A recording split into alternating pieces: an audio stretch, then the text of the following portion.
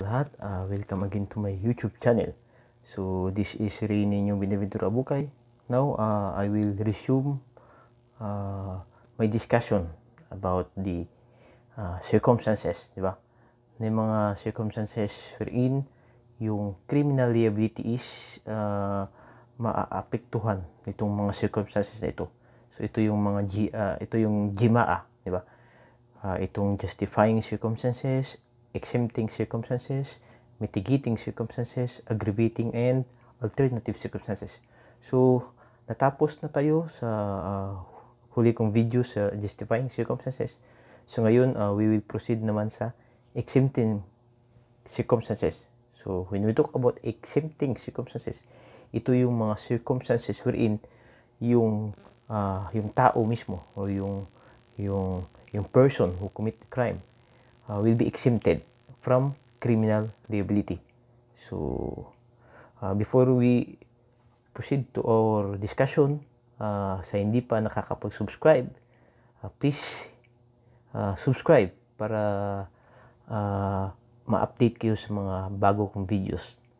Then, please hit the bell notification para in case may mga bago akong mga videos na i-upload, so mas madali lang sa inyo na makita ito.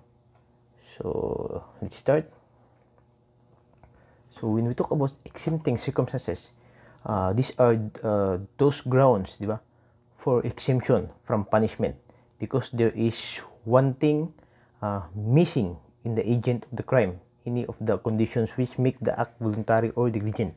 So, may mga action or may mga actuation na wala sa isang tao, di ba?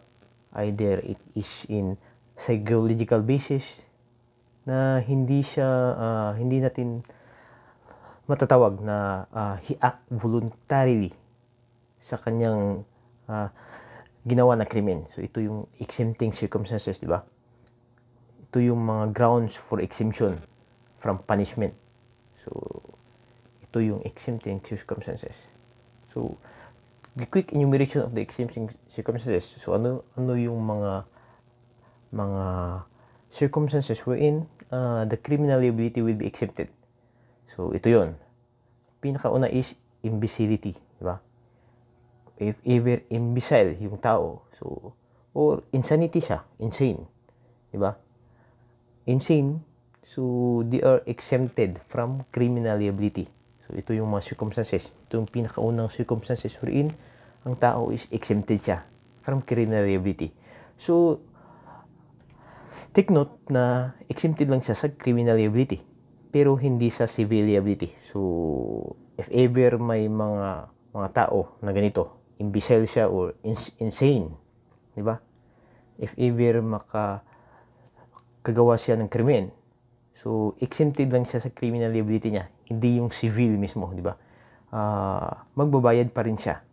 So, hindi siya exempted sa civil liability. So, insanity, may mga condition din under sa insanity, di ba? Unless the latter acted during a lucid interval. So, if ever itong insane na tao is he acted with his actuation na nandun siya sa kanyang lucid interval, di ba? Wherein, kung i-review natin itong lucid interval, di ba? Ito yung span of time wherein ang tao is alam niya yung ginagawa niya. So, ito yung lucid interval. So, unless insane, exempted siya. Pero, may may mga circumstances wherein ang insane is not exempted if he is acted during a lucid interval. So hindi siya maka-qualify sa exempting circumstances. So number 2 is a person under 9, di ba? Under 9 years old. Itong mga bata na under 9 years old, so exempted sila sa criminal liability. Then, number 3 is a person over 9 and under 15 unless he is acted with discernment. So, sa nakikita natin, itong under 9 years old, na nakalista sa number 2 is under 9, di ba? Kahit hindi pa sila, kahit nag-act pa sila with discernment. So ano itong discernment? Ma-explain natin to sa susunod na mga slides, di ba? Unless acted with discernment. So exempted itong 9 to 15 years old. But if they are acted with discernment, so ito yung kondisyon. Dapat hindi sila gumawa ng mga crime within their discernment, diba? Kailangan wala silang hindi nila ginawa itong krimen with discernment. So ito yung condition sa number 3. So number 4 is accident. So if it is accidental lamang, so walang intention, di ba? So exempting circumstances, exemption din ito. Number 5 is uncontrollable fear. Then kung we talk about this uncontrollable fear, meaning hindi mo talaga makontrol yung fear na naramdaman mo. So nagawa mo ang krimen. Number 6, lawful or insuperable cause. So we will discuss this list sa mga slides na makikita natin ngayon. Then we'll explain further, diba? An imbecile or insane person, unless the latter has acted during a lucid interval. So ang pinupunto nito is itong insane person. So ba, sa kagaya ng as I have said kanina, ang insane person will be exempted from criminal liability. Pero dapat hindi siya nag-act sa lucid interval. So ito yun na. When we talk about lucid interval, ito yung span of time wherein ang isang tao is alam niya yung ginagawa niya, di ba? Hindi siya under the influence of mental incapacity, or hindi siya di ba? Hindi siya, so alam niya yung tama at mali. So ito yung lucid interval. So if nagawa niya ang krimen sa lucid interval, so hindi siya exempted sa criminal liability. So when the imbecile or insane person has committed an act which the law defines as a felony, di ba? When you talk about felony, nasa revised penal code, or delito, di ba? The court shall order his confinement in one of the hospitals. So if ever ma-prove ng court na itong mga taong itong mga imbecile or insane person nga sila, so hindi sila basta-basta na i-release, di ba? So they will be sent to hospitals, so for their confinement, di ba? Which he shall not be permitted to leave without first obtaining the permission of the same court. So under pa rin sila ng conditions or judgment ng court if i-release sila. So if ever may mga taong nakasala, then it will be find out na sila ay imbecile or insane. Hindi sila basta-basta i-release, di ba? So they will be sent into the hospitals, so under the supervision din ng court. So hindi sila basta-basta i-release pag hindi in order ng court. So ito yung imbecility and insanity, di ba?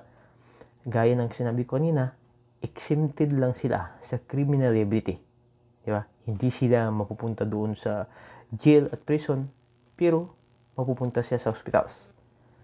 So magbabayad din sila sa mga damages, di ba? Mga moral damages or mga for example naka-commit sila ng crime, di ba? Magbabayad din sila sa family ng victim. So hindi sila exempted sa civil liability. So sa criminal liability lang sila exempted. Then punta tayo dito sa minor, di ba? A person under 9 years of age. So ito yung tinatawag na minor. So it was repealed by RA 9344 or the Juvenile Justice Law. So doon makikita natin na may mga conditions na, specified na yung mga under 9 years of age ng mga tao. So, under dito sa Revised Penal Code, yung under 9 years of age is exempted from criminal liability.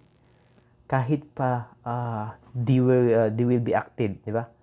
Kahit pa they will acted with discernment. So, when you talk about discernment, alam ng bata kung ano yung tama at mali. Di ba? Kahit pa alam ng bata na itong ginagawa niya is mali, so exempted pa rin siya. Kasi ang nakalagay doon is a person under 9 years of age. It was explicitly specified by the Revised Penal Code na under 9 years of age, so exempted sila. So, ang disadvantage nito sa Revised Penal Code is that yung mga syndicates or yung mga criminals, they will use mga minors under 9 years of age para gumawa ng krimen. Kasi hindi basta-basta ito makukulong itong mga batang ito.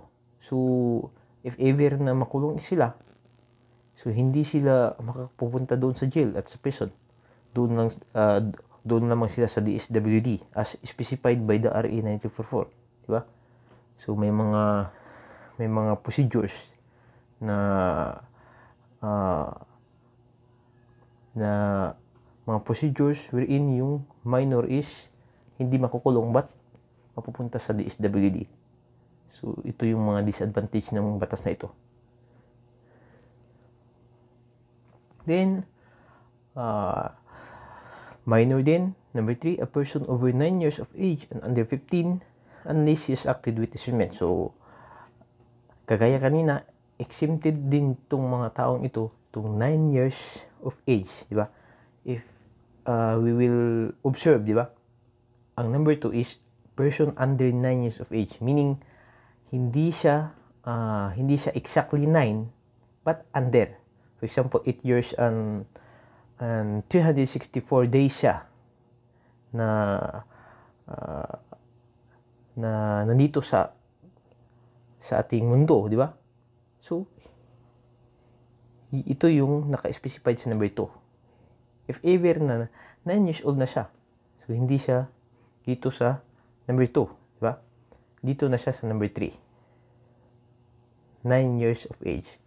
So, if we will observe yung batas, may mga ganitong mga nakasulat sa batas, di ba? Ng mga provisions wherein ini-specified yung mga times, mga years. So, if you will review about the criminal jurisprudence na subject, so ito yung i-observe nyo. Under 9 years of age, meaning nito, ang logical explanation nito, hindi siya equal sa 9 years old. Kasi under siya. So, if equal sa 9 years old, for example, ang birthday ng bata is December 25. If December 25 ngayon, so 9 years of age na siya. So, hindi na siya makakwalify dito sa number 2. So, ito yung sa number 2, di ba? Dito na siya sa number 3. Wherein, hindi lang siya basta-basta na hindi makukulong. Kasi, if he acted with discernment, or when we talk about discernment, ito yung alam ng bata ano ang tama at mali. So, makukulong din sila. Kasi hindi exempted if the minor na 9 years old, then below 15, under 15 years old, if they will be acted with discernment, so hindi sila exempted. Diba? Ito yung nakalagay. So, in which case, such minor shall be proceeded against in accordance with the provisions of Article 80 of this code. So, itong Article 80 is repealed by RA 9344. Then, accident, di ba? Any person who, while performing a lawful act, so nag-perform siya ng mga action or ng mga actuations na hindi naman illegal, di ba? With due care, di ba? When we talk about due care, talagang pinag-iisipan niya na hindi ako makakagawa ng masama nito. So, causes injury. Naka-cause siya ng injury by mere accident, di ba? We talk about accident. Aksidente lamang. Without fault or intention of causing it. Meaning, wala siyang intention na hindi niya intention na magawa itong crime na ito. Kasi with due care when we talk about due care, di ba? Ino-observe niya lahat niyang kanyang ginagawa ng mga actuations. So, aksidente lamang, pure accident. If malaman ng korte, if the court will this accident will be proved, so exempted itong taong ito. Kasi he was performing a lawful act, di ba? With due care, dapat with due care. Hindi lang sapat ang performing a lawful act. Di ba? Kailangan ino-observe niya rin kung itong mga actuations niya is tama ba? Di ba? So, kailangan with due care. So, if lalabas ito sa board exam, if yung nakasulat is performing a lawful act lang at walang due care, so, i-observe niyo ito. Kasi, ito yung mga kadalasang ginagawang mga negative, di ba? Mga negative points na makikita ng mga gumagawa ng examination, di ba? Para lituhin yung mga nag-i-exam. So, tandaan nyo ito. So, if ever na mag-familiarize, di ba? Mag-familiarize or mag-memorize kayo ng provisions ng batas, kailangan i-observe nyo itong mga words and ganitong mga words or sentences. Kasi dito nila tinitira yung mga examiner, di ba? Dito nila tinitira yung nag-i-exam para malito sila ano ang tamang sagot. So, with due care it is a mere accident. So, exempting circumstances ito.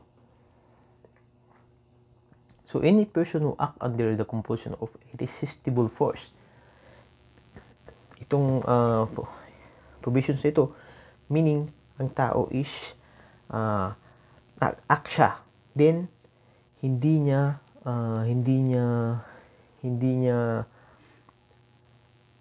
it is under the compulsion of irresistible force, meaning irresistible. Ang force na ito is hindi niya matatalikuran or hindi niya maka-counter. So, ito yung compulsion of irresistible force. So, exempted siya, di ba?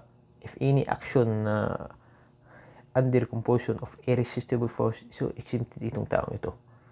So, ito yung tandaan nyo. Then, uncontrollable fear.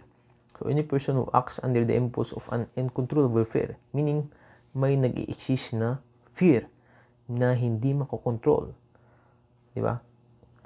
So, dapat in an equal or greater injury. Meaning equal, hindi siya mas mababa. For example, yung tao is nagdadala ng kutsilyo. Then, ikaw, nagawa mo ang krimen, ang ginamit mo is baril, so hindi yan equal, di ba? Talagang hindi equal kasi ang ginamit lang ng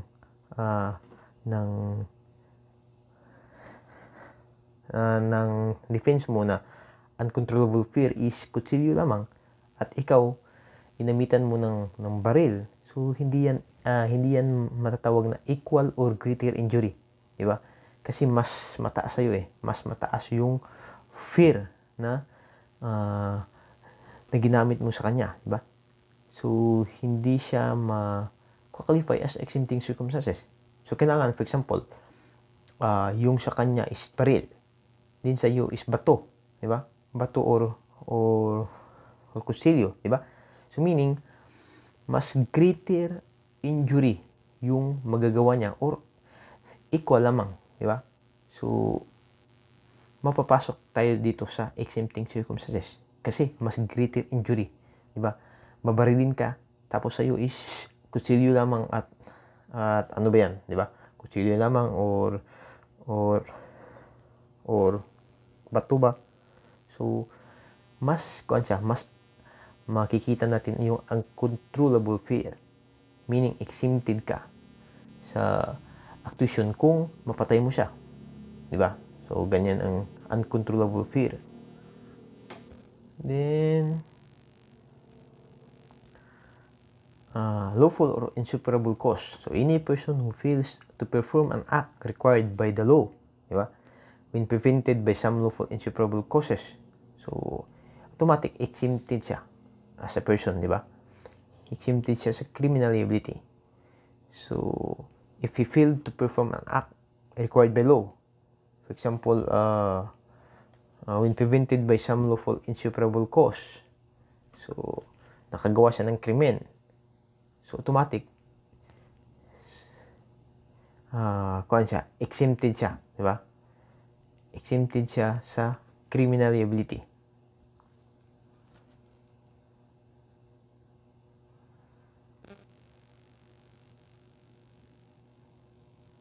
So, imbecile.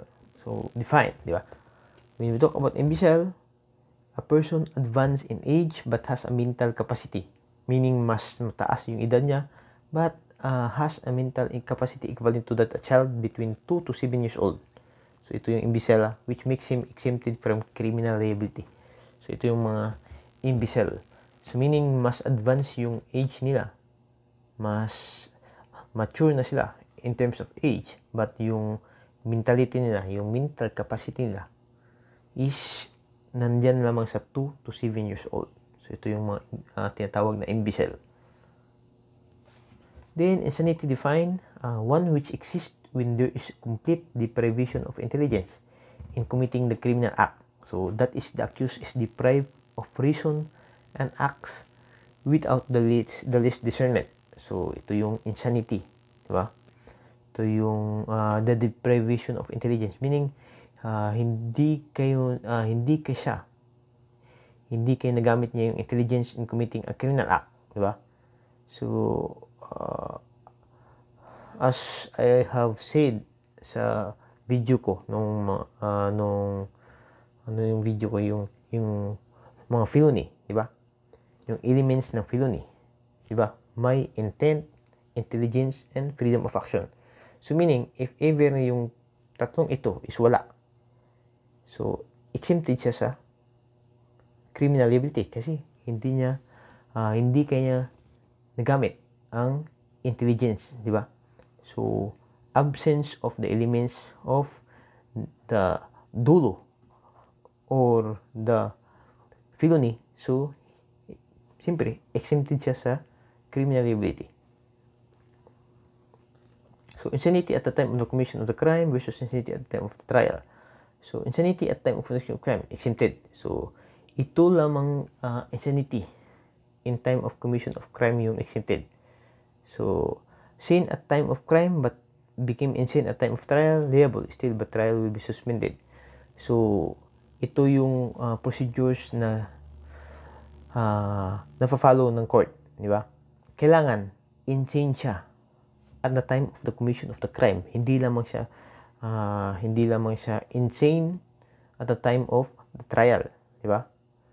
So, if insane siya at the time of the trial, so the trial will be suspended but he is not exempted.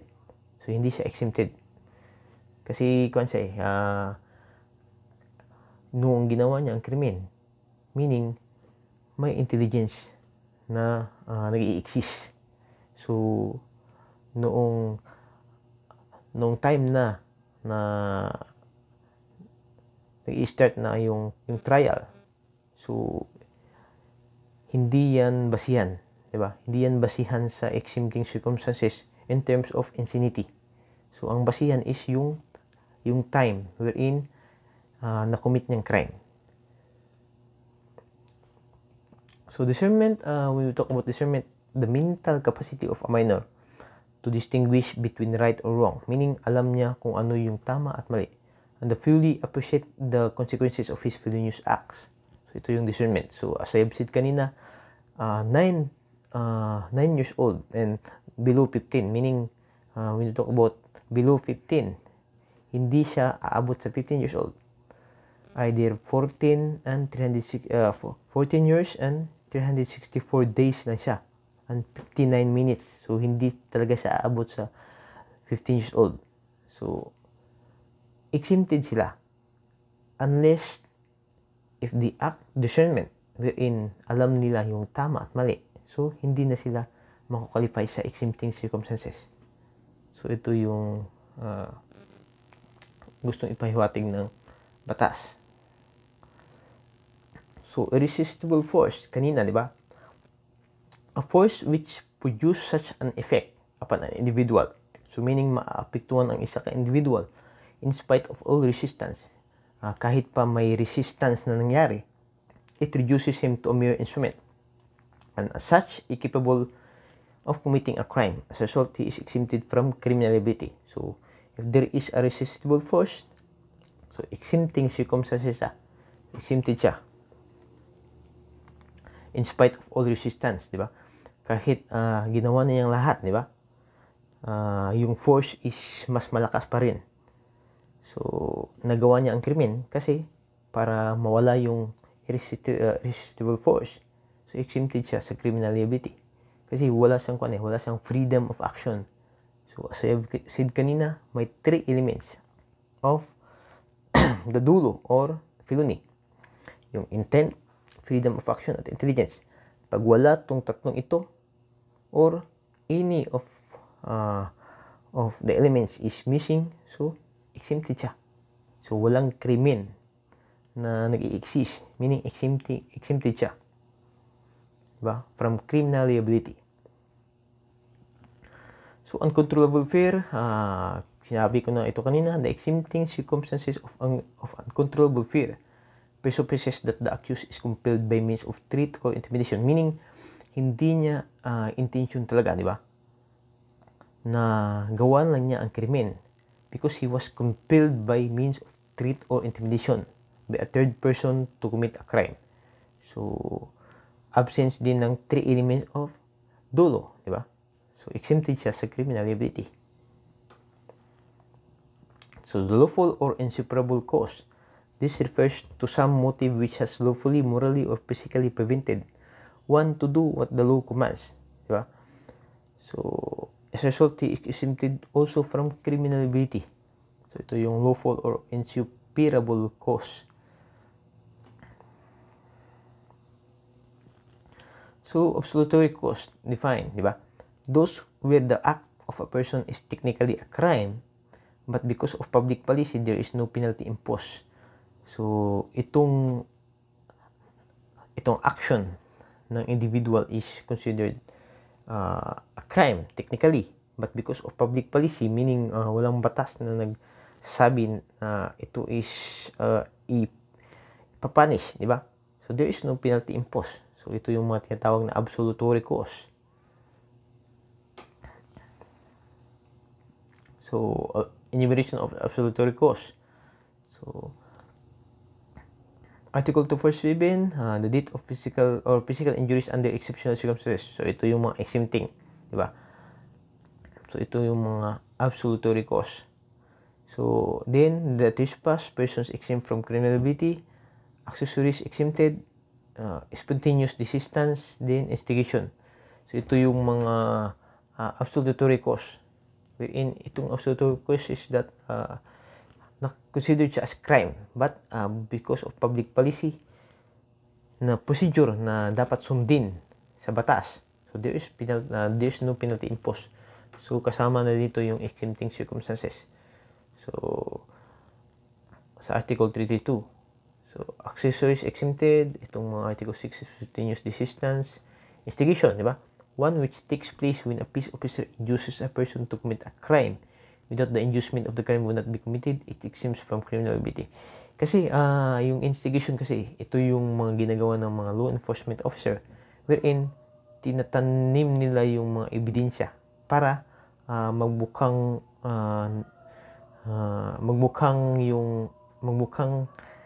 nakagawa ng krimen yung suspect. Pero wala talaga siyang ginawa na krimen. So, exempted itong suspect dito. if ma-find out ng court na yung ginawa ng law enforcement is instigation. So, we will differentiate entrapment versus instigation. So, when we talk about entrapment, ways and means are resorted to the purpose of trapping and capturing the lawbreaker in the execution of his plans.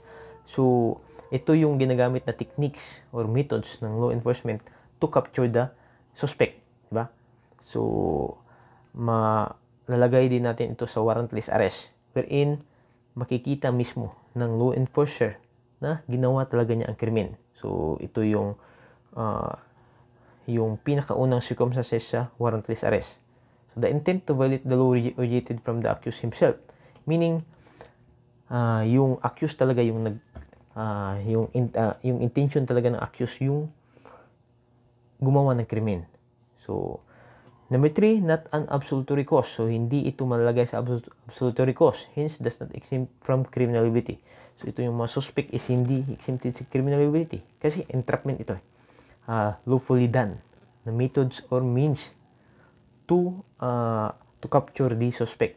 So, ito yung entrapment. Well, itong instigation, here the police practically induces the accused into the commission of the offense and he himself becomes a co-principal in the crime. So, meaning, gi-induce, di ba? In-induce ng peace officer or ng law enforcement officer yung tao na gumawa ng krimen. Di ba? Then, the intent to violate the law did not originate from the accused. So, hindi talaga gusto ng accused ito. Di ba? The intention of committing a crime is not originated from the accused. Di ba? So, as he was induced, in-induce lang siya ng law enforcement na i-commit itong crime. Di ba? Then, an absolutory cause that exempts from criminal liability. So, itong instigation is one of the absolutory cause wherein yung tao is exempted from criminal liability. So, ito yung difference ng entrapment and instigation. So, thank you for listening and once again, please subscribe to my channel. So, ito yung mga exempting circumstances wherein ang tao is exempted from criminal liability through the circumstances that I have mentioned. Pero, hindi sila exempted sa civil liability. So, again, please subscribe to my channel and hit the bell notification para updated kayo sa mga gagawin ko pang mga videos at i-upload dito sa channel ko. Maraming salamat.